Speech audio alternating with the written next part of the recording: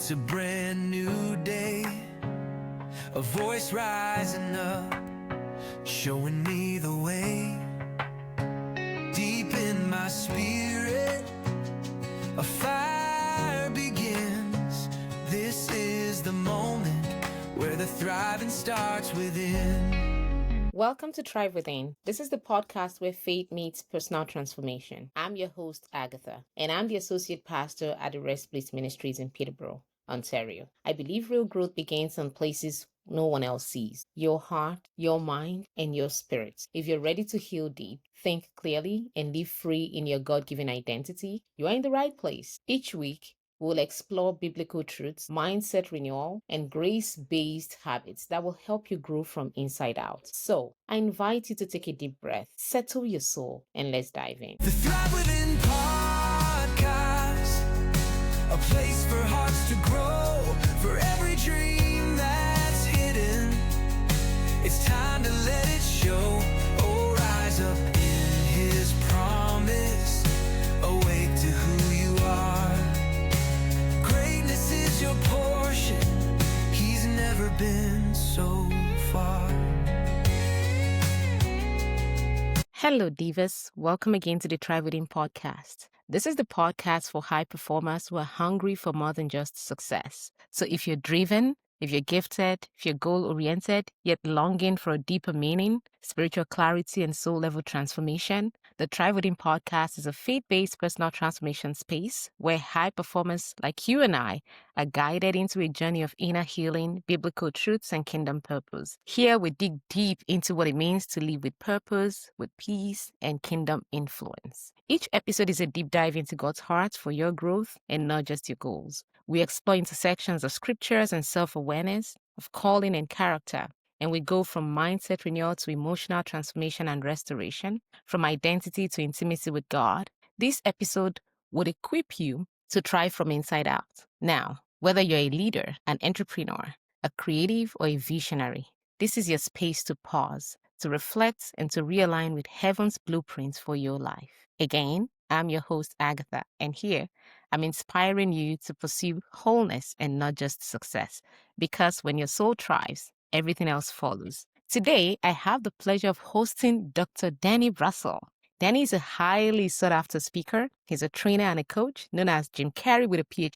Dr. Danny has spoken to thousands of audiences worldwide. He's authored 19 books, including Leadership Begins with Motivation and Misfits and Crackpots. He is the co-founder of the Well-Crafted Story Workshop.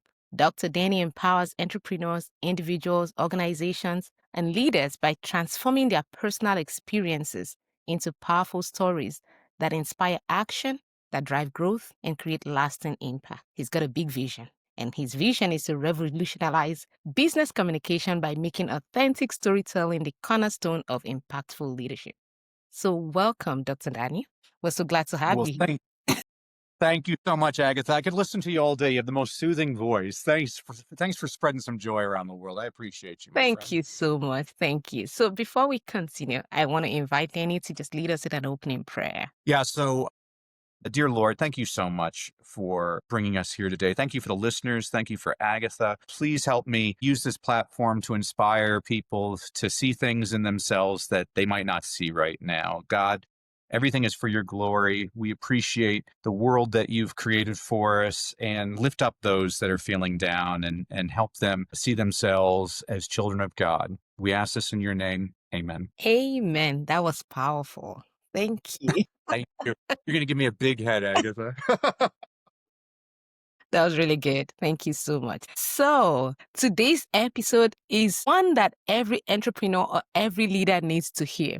And Danny is here to spill all the beans. This episode is a blend of faith, of strategy, and storytelling for high-performing women of faith who are building businesses that reflect their values and produce kingdom impact. Transform your business story into a powerful asset that drives real engagement and revenue.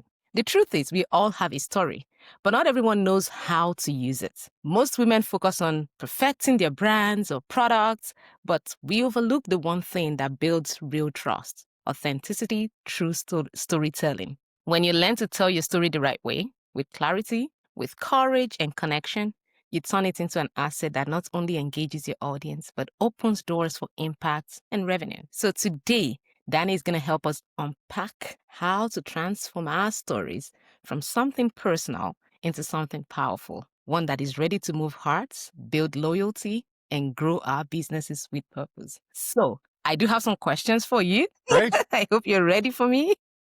All righty. My first question is, we all know that every business has a story, but not every entrepreneur knows how to use that story or how to tell their story. Why do you think storytelling is such a powerful business asset for purpose-driven people? Well, Agatha, thank you for the question. I mean, first of all, I think that you're right. Everybody does have a story. And the failure I see most businesses, they just talk about who they are. And before anybody wants to know about who you are, they'd like to know something about you. I could say, I'm Dr. Danny Brassell, and I help businesses acquire more clients by creating powerful presentations. But I haven't connected with you whatsoever. And so I choose to reframe it in a story. So I'll give you an example. When I was an elementary school teacher, every other teacher at the school went through hundreds, if not thousands, of Band-Aids every single school year. I mean, kids love Band-Aids. They work better than smokes on the prison yard. Well, every year I went through exactly one Band-Aid. And my colleagues always ask me, what's your secret, Danny? Well, on the first day of school, I always have one chubby little boy. We'll call him Paco. He's picking at a scab all morning long. And finally, right after lunch, he has success. He starts bleeding, and the annoying little girl next to him raises her hand, rubs her nose, and says, Mr. Brassell, Paco's bleeding. And I rush over. I'm like, oh my gosh, Paco, you know what you need? You need a Band-Aid. Now, 33 little heads look my way. I'm like, I have a drawer full of Band-Aids in my desk, and I don't just have ordinary Band-Aids. I have Mighty Morphin Power Ranger Band-Aids, and I'm going to give you the Green Ranger because he's the coolest.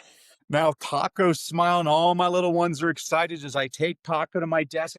Before I put on the Band-Aid, we got to clean out the wound. I show the kids the clear bottle of rubbing alcohol. I'm like, Paco, hold on to my hand. This might sting a little bit. I start pouring on the rubbing alcohol. He starts screaming bloody murder. I put on the Band-Aid. I'm like, all right, anybody else need a Band-Aid?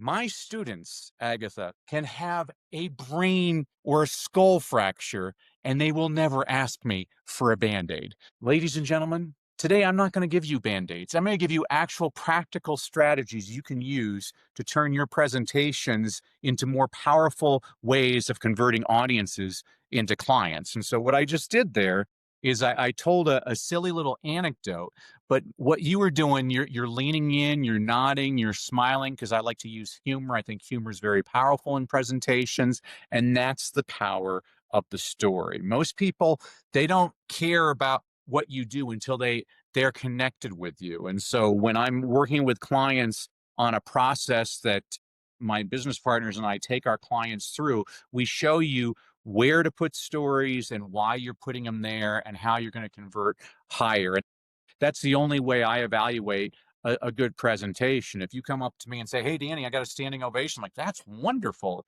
If you come up and say, hey, Danny, everybody thinks I'm a great speaker, I'm like, that's terrific. But the only way I evaluate your effectiveness as a speaker is how many people in your audience decided to take that next step with you. It's important to move hearts, but we also have to move the needle. Your next step, it can be unpaid. It could be like, subscribe to my podcast or vote for me. It can be paid, like buy my product or invest in my coaching program. We're going to measure your effectiveness by how many people in the audience are deciding to take that next step with you. So hopefully that was somewhat helpful for you. Thank you, Danny. As you were speaking, I just had my head thinking about so many things because this is what we've learned so far. Strategy is what you lead with. If you want to sell, you have to be strategic. And now you're bursting that myth, letting us know that, hey, there needs to be some sort of storytelling in the mix. And I'm just here thinking, what happens when we kind of sideline our story and just go head on with strategies in what we do? Yeah, I see this all the time. I'm working with a client right now, and they have a presentation where this is a financial planning company, and they like to impress everybody by all of their knowledge, and they give a lot of numbers throughout. And I just say, stop it, stop it, stop it. Of all people, it was Stalin who said, 1 million people dead is a statistic. One person dead is a tragedy. facts tell, but stories sell. Facts inform, stories transform. People remember stories. Actually, I'll be able to say this. We're on a Christian podcast. So I bet you if you asked a whole bunch of non-Christians about stories like the Good Samaritan, about David and Goliath, about, there's stories like that in the Bible. Gosh, why am I forgetting story? I mean, we got the Good Samaritan, we got David and Goliath. Give me another story, Isabel. Yeah, different Agatha. stories, the prophets, the story of Yeah, Jesus, so I mean, many of them. I bet you people that aren't even Christians, Agatha, will be able to tell you that story. Yeah. But here's what I also believe. I bet you if we interviewed Christians, 9 out of 10 Christians could not tell you the 10 Commandments, because the 10 Commandments were presented as one of those boring PowerPoint slides that has 10 bullet points. They didn't tell a story. I mean, I read the Bible differently than other people. I just laugh all the time because Jesus is the most patient teacher on the planet. Like his everybody around him, he's like telling, well, all right, you're not getting it. Let me tell you another story. And all the people around, oh, okay, I get the story. Like that's the power of storytelling. And that's what you want people to do. You want people to remember your story. And they're like, here's probably the number one strategy I'll share with everybody today. Stop bragging about your successes. Start sharing your failures, because not everybody in your audience has succeeded, but they've all failed. And the point of a presentation isn't to help your ego and show everybody how smart you are. The point of a presentation is to connect with your audience, get your audience seeing themselves in you. If they can see themselves in you, that's where you're going to really start to have a much more powerful impact on your audience. This is so profound. And I'm sure while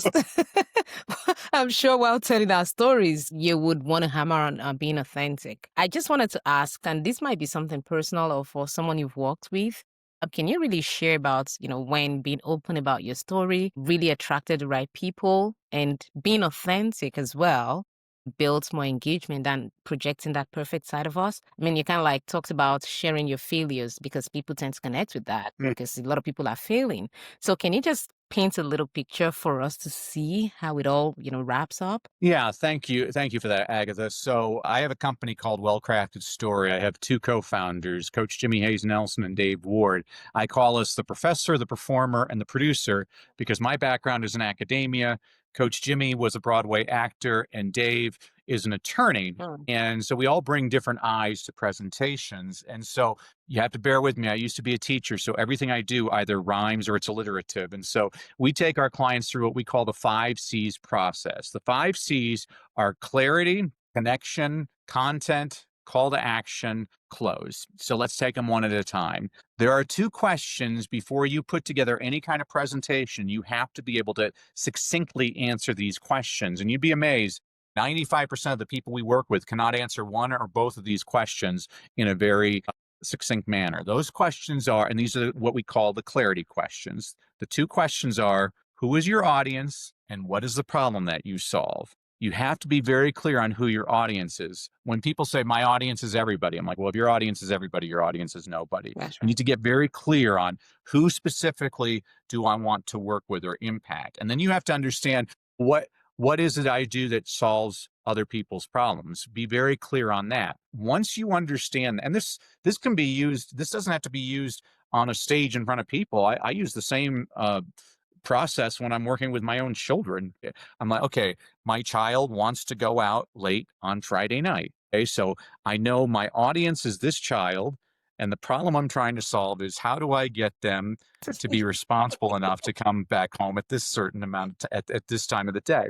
Once we can answer those questions, then we get into our presentation. So there's no doubt about it. The most important part of any presentation is the opening of your presentation. But when you connect with your audience, in the first 5 minutes of any presentation, your audience is making a decision. Am I going to be present today, or am I going to be engaged? Here's a strategy. When I'm working with clients, they like to film themselves speaking. I'm like, stop filming yourself, film your audience, because you're going to get all the feedback you need from the audience. If you see people on their cell phones, it means you're not engaging. If they're leaning forward, nodding, going, amen, well, there you go. I mean, this is why there's really 2 ways to be better as a speaker. I mean, first of all, you got to watch a lot of speakers. I mean, I watch 10 speakers a day. I watch I watch comedians. I watch politicians. I watch televangelists. I watch them in front of big groups, in front of small groups, in front of men, in front of women. Here's a strategy for everybody. I like to watch a lot of televised award shows. And the reason is when the person wins the Academy Award, they only have 45 seconds to connect with their audience. I want to see how they use their time. Now, most people waste their time. They get up there, they're like, I want to thank God. I want to thank the Academy. They're stupid. Nobody pays attention to them whatsoever. But every now and then, a person does an excellent job of connecting. So I'll give you an example. A few years ago, there was a gentleman by the name of Joe Walker who won the Academy Award for Best Film Editing. Now, this is the Academy Awards. All the important people are in the front of the room, the actors. And this is editing. You can tell the actors, they're not paying attention to this. And Joe Walker, he steps on stage. He's British. He speaks very slowly and distinctly. He says, a lot of people don't know this, but when phrased properly, the term Academy Award nominee can be used as an insult. Well, now the camera scans the crowd. You see people leaning in, confused, like, what's he talking about? And he says, for example, yesterday I got in an argument with my 17-year-old daughter, and she said, well, Academy Award nominee Joe Walker. All of a sudden, you see everybody laughing hysterically. He gets off stage. Denzel Washington wants to meet him. Sandra Bullock wants to meet him. Brad Pitt wants to meet him. Time magazine said it was one of the highlights of the Academy Awards. Well done, Joe Walker. That's how he used his 45 seconds. So the first way you get better at speaking is watching lots of speakers, and preferably good speakers. You want to learn from the best, not the worst. Second of all, I've had lots of wonderful mentors throughout my career, Agatha. One of them was a guy named Jim Rohn, and Jim used to say, you can't pay other people to do your push-ups. Translation, you got to do the reps. I mean, if most of the people I work with, they're either terrified of speaking or they have no interest in speaking, but they want to grow their business. And I'm like, hey, even the smallest towns have a Rotary Club, a Lions Club, an Optimist Club, a Women's Club. You know, they got churches, they got schools, they got synagogues, they got chambers of commerce. You need to get out on reps. That's why I do podcasts all the time. It drives my colleague, Jimmy, it drives him crazy. I'm on podcasts all the time. He's like, who cares? There's only like, he's like, why are you on that podcast? I'm like, there's two reasons. First of all, it gives me reps, gives me a chance to practice different things. Every now and then you might ask a question I've never been asked, Agatha, and that's great because it teaches me how to answer that question. And then secondly, he always wonders, why are you on that podcast? There's only one person that listens to that podcast. This is a very important point. I've learned it doesn't matter how many people are listening. All that matters is who's listening. I mean, think about this, Agatha. Maybe you only have one listener. They're suicidal, but because of your podcast, they decide, you know what? There's something to live for. Will God just use you as a tool? I mean, that's always my prayer to God before I go on stage is use me as an instrument, God, like speak through me. And so at the beginning of your presentation, you have to connect, and then we can go through the other elements. But that was a very long answer to your short question. Thank you, Danny. Thank you. You've embodied a lot of questions around it that I would have maybe asked. And what you said, the last sentence that you made was really good because the truth is we don't really know why we do stuff, especially when God is leading you through it. You really don't know. And I remembered when I really started and got on the podcast and I'll post on YouTube. And at a point I was really feeling down like, oh my God, after like 2 weeks, I've got just 2 people watch this. Why? And then one day, I think God was just reading my mind. I got a message from somebody that I did not know. And guess what he said? Or she, I don't know. I said, listening to your messages. And these messages have been much more than uplifting to me. Thank you for the gift of you. Oh, that brought that light and that spark back. And I'm like, if it's just for one person, I'll keep doing this. And that's the honest truth. So this is something that you just confirmed right now without even knowing. Well, that's pretty awesome too, is you have a fast track to God. God knew what was in your heart and he communicated with. I mean, it's amazing. Like I've never had God specifically talk to me. Like I can't tell you, oh, God talk. Like when people say God talks to him, I'm like, wow, he's never talked to me, but he talks to my wife. My wife and I were in church once and the pastor's speaking and my wife, she says, wouldn't it be great if Jesus told you he loved you? It has nothing to do with the sermon. I'm like, yeah, honey, let's pay attention to the sermon. Yeah. Well, so afterwards, Agatha, we went to pick up our kids in The the teaching. Yeah, for the kids. And my oldest daughter, her teacher, she puts a hand on my wife's arm. She's like, this is going to sound really weird, but Jesus told me to tell you he loves you. What? She just told me this like a half an hour ago. What is that all about? Like, that's pretty amazing. And so you got to pay attention to these things all the time. Yeah. Yeah, I mean, you have the direct line with God. That's something to be very proud of. And you are having an impact. And nothing else, you're getting your reps in. I mean, I guarantee you the first time you did your podcast, you stunk. Oh, yeah. And the second time you did your podcast, you stunk, but you didn't stink as bad as the first time. And now you've been doing it a while. You're much more confident. You're a well-oiled machine. This is a very important teaching point for everybody listening today. Speaking is a skill. It can be learned, but the way you learn it is by doing it again and again and again. And nothing gives me more gratification than watching a person that I worked with 5 years ago who was terrified of speaking. Now you can't shut them up because they're so good on stage, which is wonderful. I mean, they've taken what was a perceived weakness and turned it into their strength. This is so true. And when I look at my life, I see that God has done a lot in me. And sometimes I make fun of me because I used to be very quiet, but somehow God blessed me with a man who talks. Funny how God does that.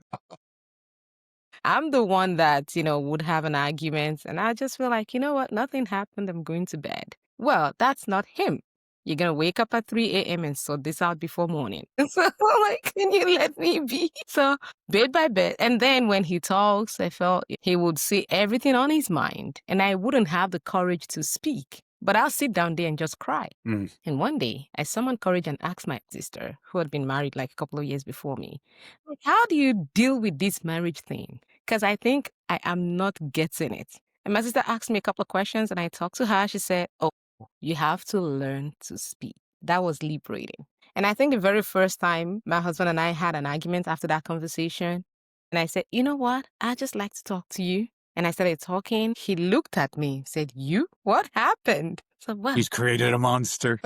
I just need to air out my opinion. I just need to tell you how I feel about it. And ever since then, when people see me and they're like, oh, your wife is so, like, really, people looked at me then and then they tell me, your wife doesn't talk to anybody. Why? What's going on? My husband will say, just leave her. She's in her own world. When she's done, she'll come to you. When I watch myself now, sitting on podcasts, and I'm still terrified of speaking, but I would say that I've grown a lot. And this brings me to the next question that I want to ask you. I mean, I do understand that there's need to share a story, but a lot of people struggle with the how. So I think the question is, how am I able to tell my story confidently without getting into oversharing or being self-centered? I think that's a big question that we need to really answer here. So I'll give everybody in your audience an exercise, including you, Agatha. Later on, I want you to sit down in a comfortable chair with a pen and paper,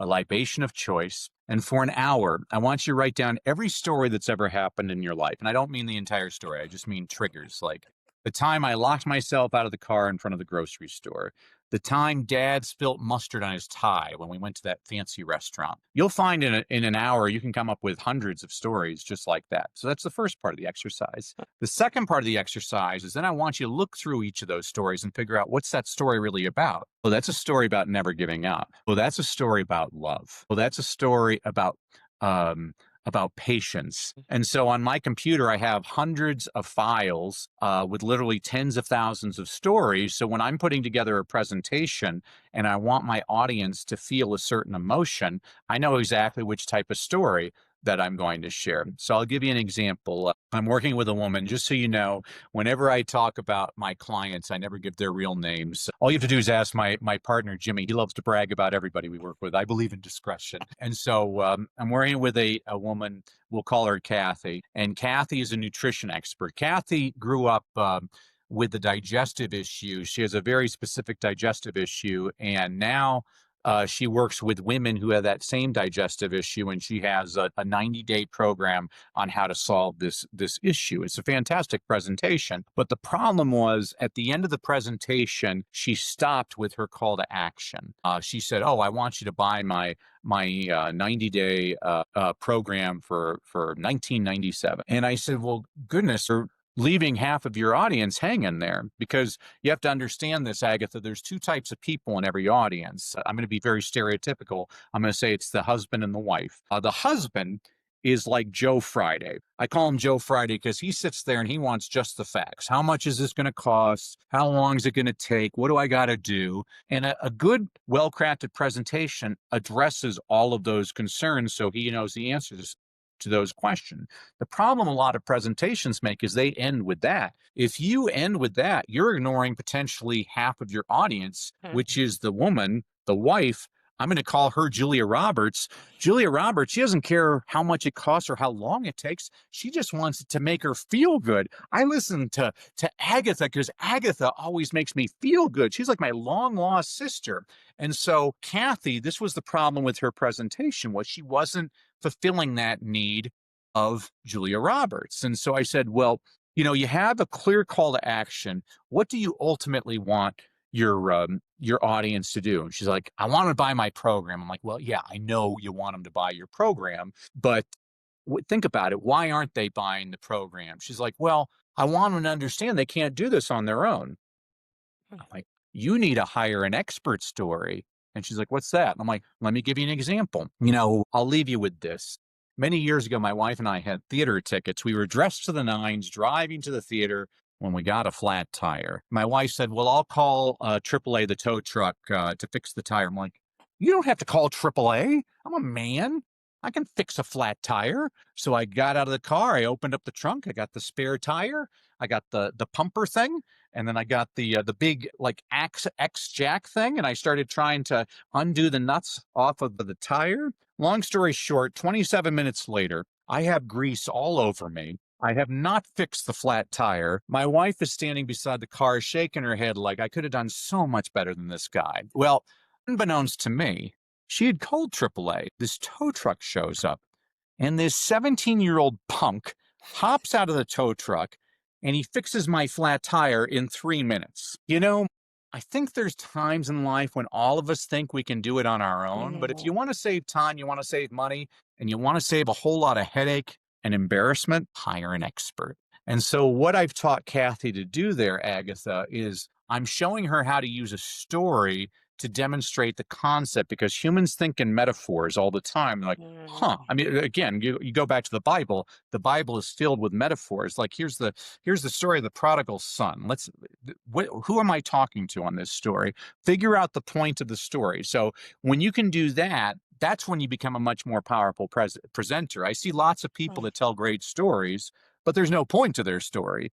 Your story should be taking your audience on a journey so that ultimately your audience is like, you know what? I've learned so much from Agatha just in this last hour. I wonder what it would be like to work with Agatha as my coach. I think I'm going to take the leap because she's built up that connection with me. She's built up that trust. And I like Agatha, and I think she's the solution to my problems. This is what a presentation is supposed to do. And it just depends, again, it depends on the answers to those two questions, the clarity questions. Who is your audience and what's the problem that you solve? Like when I work with politicians, they have two different types of audiences. I'm like, well, are you trying to get votes, or are you trying to get campaign donations? These are two different presentations. You can have multiple different types of presentations based on the different types of audiences. I speak differently to little kids than I do to older kids, than I do to corporate executives. Those are different types of audiences. When I speak in America to men, I'll use football examples. If I go to Canada, to your side of the border, I'll give hockey example. I'll talk about Dunkin' Donuts in America. I'll talk about Tim Hortons in Canada. Yeah. It's different. You have to understand your audience. What are their needs? What is it that, because they don't care about your solution. Most people, they want to sell their solution. People don't care about your solution. They just want their problem solved. Sure. And when you understand, how do I solve that problem? How do I make them understand I understand them better than they do? In the first 5 minutes of every presentation, again, bear with me. I'm a former teacher. Everything rhymes and it's alliterative. I always say you got to RAP. RAP stands for relatable, authority, purpose. Relatable. Oh, I'm just like you. I've had the problem that you had. Authority. and I solved that problem. That's right. Purpose. And now I'm on a mission to help people just like you so that you don't have to suffer the way I suffered. When you can do that, that's a more powerful presentation. Beautiful, beautiful.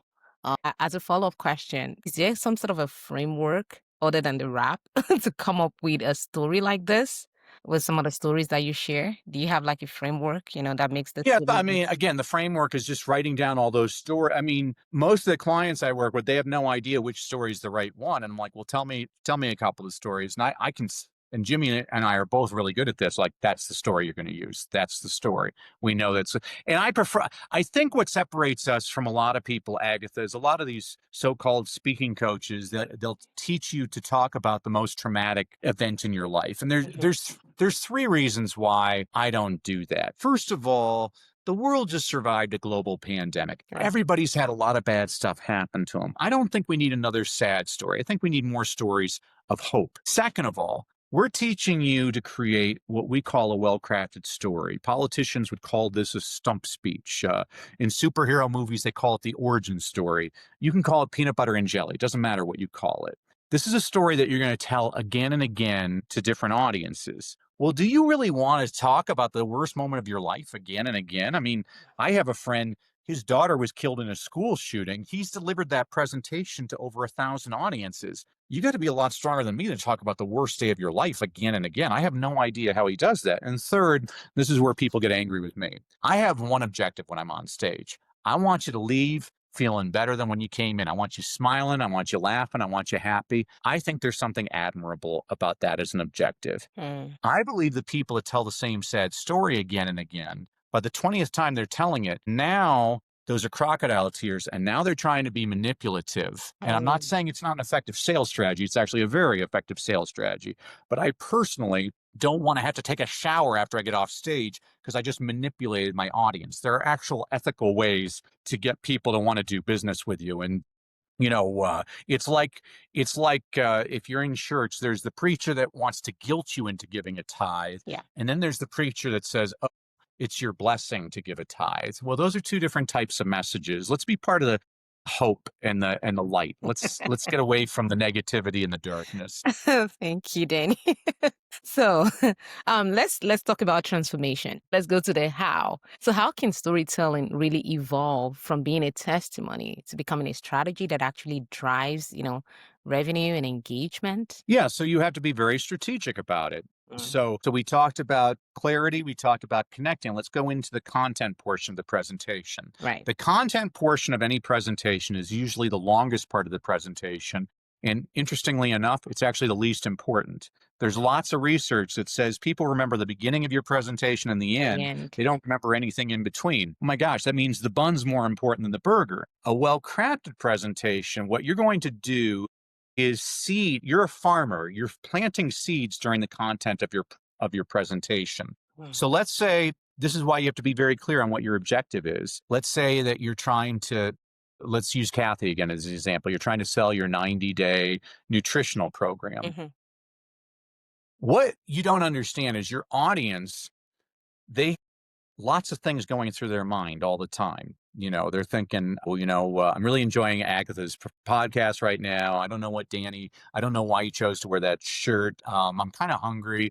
I wonder what I'm going to do later on. Is that show on tonight? You're thinking a whole bunch of things at the same time. Your brain's having lots of different conversations, and you don't realize that your brain is susceptible to lots of different messages. And so what we'll train people to do is to plant seeds in their presentation. So what I mean by that, during the content, let's say it's Kathy. Kathy would say, Agatha is a 35-year-old woman who invested in my 90-day coaching program and was able to see dramatic results in her intestinal things. Okay, this is what just happened. And you don't realize that this just happened. Our brains are very sophisticated in today's day and age. We're used to when somebody's selling us something and when somebody's teaching us something. Well, by planting a seed in the teaching portion of your presentation, what people in your audience have just done is you just mentioned a 90-day coaching program, and the person is listening to your presentation, but they're thinking, Kathy has a 90-day coaching program?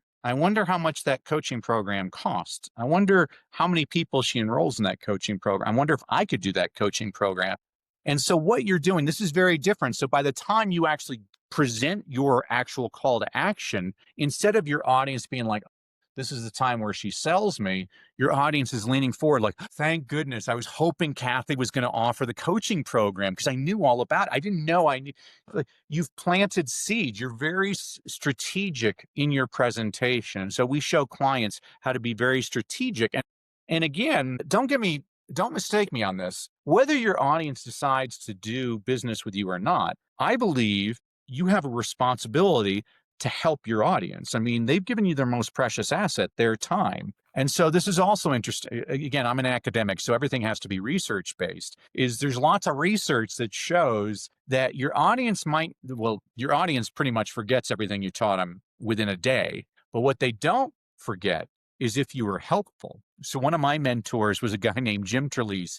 He has a best-selling book called The Read Aloud Handbook. He teaches parents how to read aloud to their children. So in his presentations, and they were fantastic presentations, right in the middle of his presentation, he would just stop. He'd say, oh, well, I got something.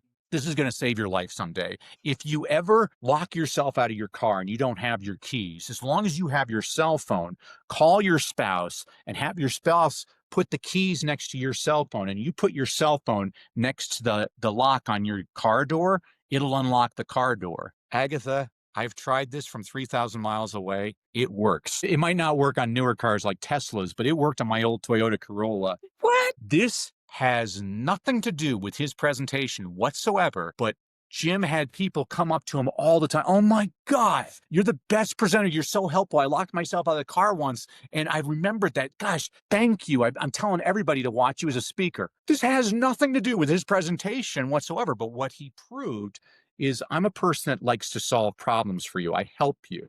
You've built trust. This is the whole point, is building trust. You know, again, you have to understand what's the purpose of your presentation. So again, I'll go to the financial planners I'm working with. In the middle of their talk, they're giving lots of strategy, saving strategies and how to build equity in their portfolio. And I'm like, stop. People aren't going to remember this. This isn't helpful. You're overwhelming them. Like, let's tell some stories. Tell stories and show them one or two things that will help them immediately. And that way the person's going to be like, oh my gosh, I didn't know that all I have to do is call up my human resources department and they'll take care of my okay, I can increase it as much as I want. That's great. That sounds like a simple thing, but a lot of people don't know to do that. And you've just now positioned yourself. I just gave you a quick win. I mean, I only spoke to you for an hour and I already solved this one little problem. I wonder what it's like working with you on a more permanent. I mean, I'm going to learn a lot more from you. So this is the point of a presentation, is how do you get people to do more business with you? Thank you so much. This is this is so helpful, and I'm actually very cognizant of our time here. However, I do have one last question for you. Right. Sometimes a lot of people, and mostly women this time, we always feel the tension between humility and visibility. And it's like, I don't want to promote myself, especially Christian women. I just want to glorify God. I just want to give glory to God. And when you mention selling, it's like you just turn them off. And I've even heard some people see selling as a sin or something. So how can we really share our stories boldly, drive sales, build businesses while still keeping our focus on God? Yeah, so that's a great question, Agatha. A lot of people, they are very uncomfortable selling. And here's what I tell them. Well, stop selling, start serving. You know, greatest salesman I ever knew, his name was Jesus Christ. He's got millions, billions of followers, but he didn't push himself. He told stories. He was a good storyteller and he was humble. If there's one lesson you get from the Bible, it's the power of humility. And so when I'm watching presenters, so this would be specifically to your question, watch comedians. Comedians are really good at this. They're really good about taking their perceived weakness and turning it into their strength. So Kevin Hart is a short black guy. And so he tells a lot of jokes about being a short black guy. Jim Gaffigan's a big fat white guy. So he tells a lot of jokes about being a big fat white guy. By taking their weakness and making fun of it, they've actually made it their strength, because now everybody's like, this person, they are comfortable with themselves. Don't act like the know-it-all. Nobody likes the know-it-all. I joke when I'm working with politicians, I'm like, you ever notice no politician ever grew up middle class? They all grew up in a log cabin, poor, because they want to relate to everybody. Nobody's going to vote for you. Oh, I grew up with diamonds in my shoes and $100 bills coming out of my back pocket.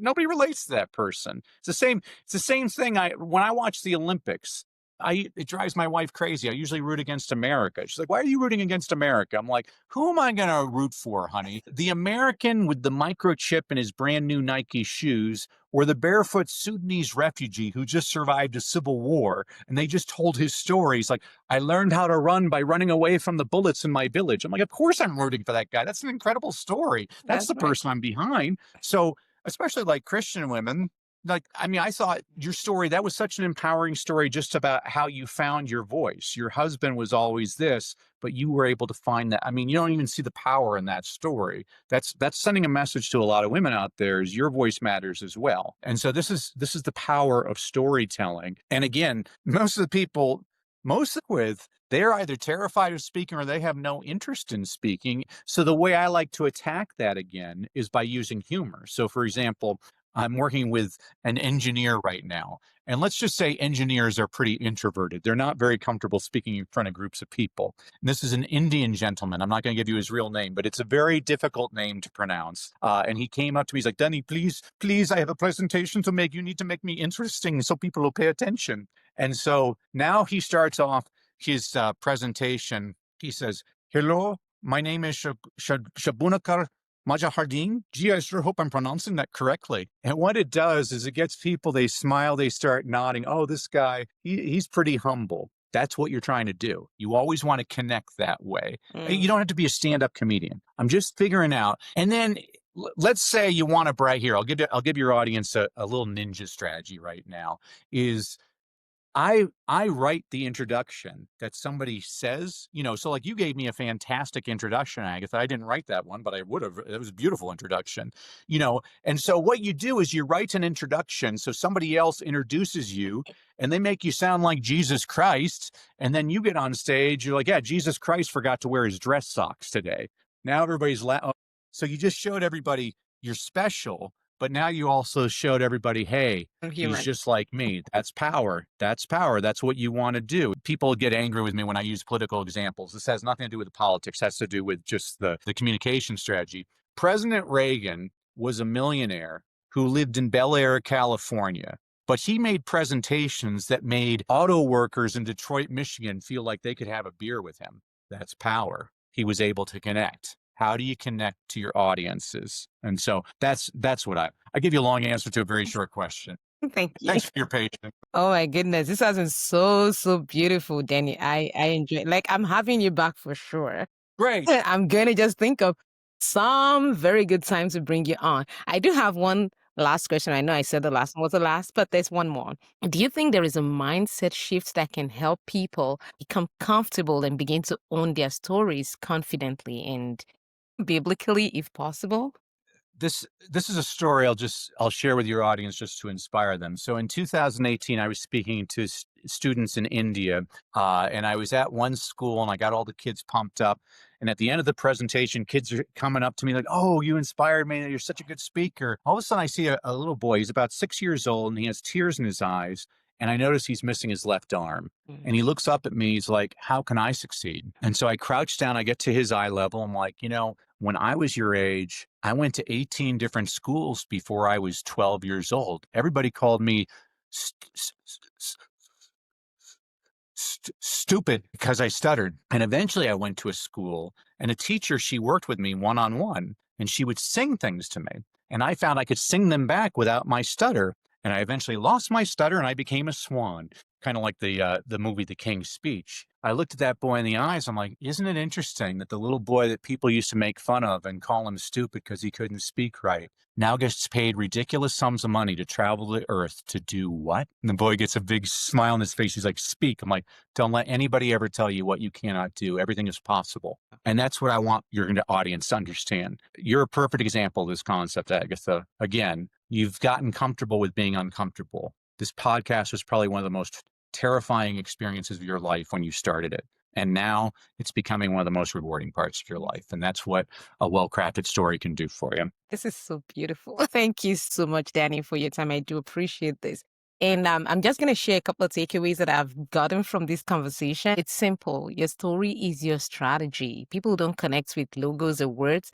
They connect with real people who kind of went through challenges, overcame those challenges. And being very authentic creates the engagement that we're looking for. So when our audiences, sees humanity in our hearts, then they can trust our leadership. Purposeful storytelling is what really fuels growth. A well-told story does not just inspire, it drives connection, loyalty, and results.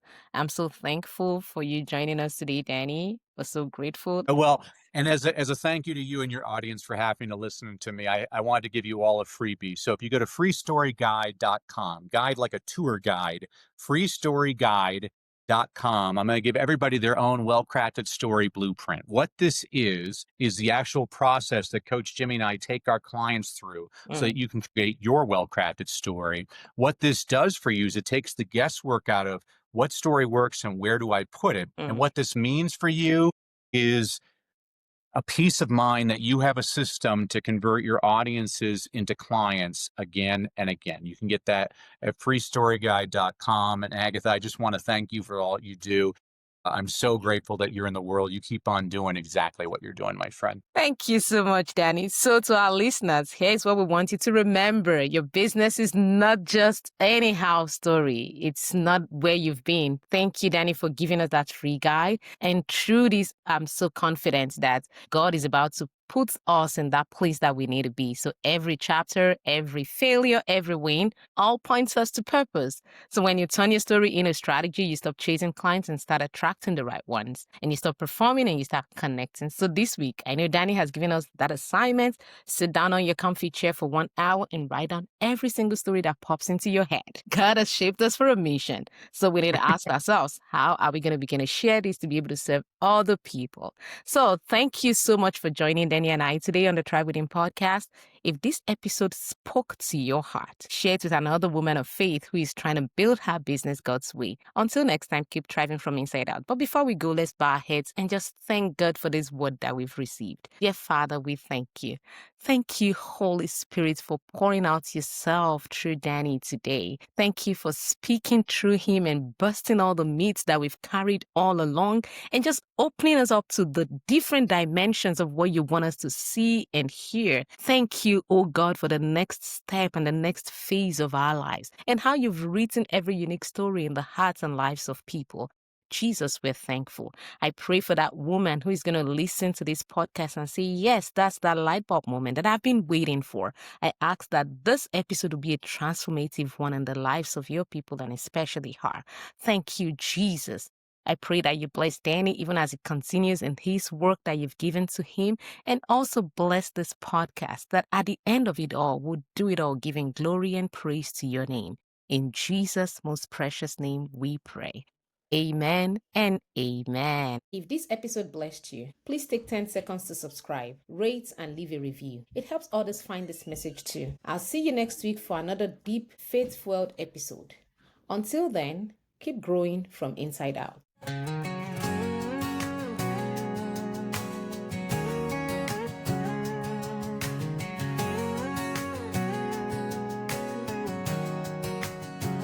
Oh, I hear a sound. It's a brand new day. A voice rising up, showing me the way. Deep in my spirit, a fire begins. This is the moment where the thriving starts within. The Thrive Within podcast, a place for hearts to grow, for every dream that's hidden. It's time to let it show. Oh, rise up in His promise, awake to who you are. Greatness is your portion, He's never been so far. From the valleys of struggle to the mountain There's a story of triumph written in your life. Every tear you've tasted, every midnight cry, He's turning it to purpose. Lift your hands to the sky. The Thrive Within podcast, a place for hearts to grow, for every dream that's hidden. It's time to let it show. Oh, rise up in His promise.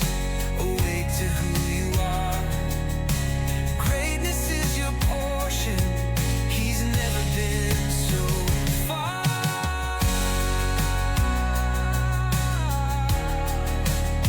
Can you feel His glory? Yes, I feel it now. Can you hear Him calling? I will answer loud. Can you see your future shining like the sun? Together we'll be thriving in the name of the risen one. The Thrive Within podcast, a place for hearts to grow, for every dream that's hidden. It's time to let it show. Oh, rise up in His promise. Awake to who you are. Greatness is your portion. He's never been so far.